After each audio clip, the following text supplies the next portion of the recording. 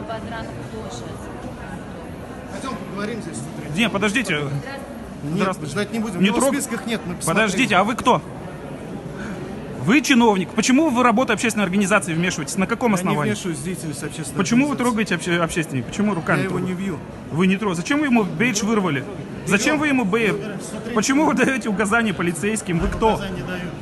Слушайте, он же, это Султай Башкир, он руководитель башкирской организации. Вот по спискам идет. Его список Нет, а почему вам указания раздает сотрудник нам не администрации? раздают указания.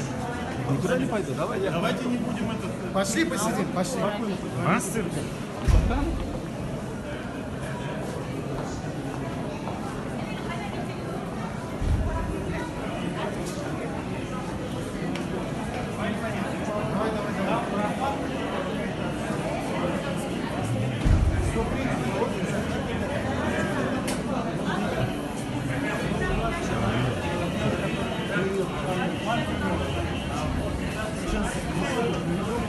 Она яд.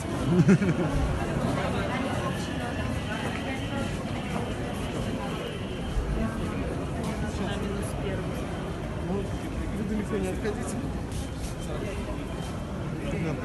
А почему, господин Бадранов, вы указания полицейским раздаете? На основании чего?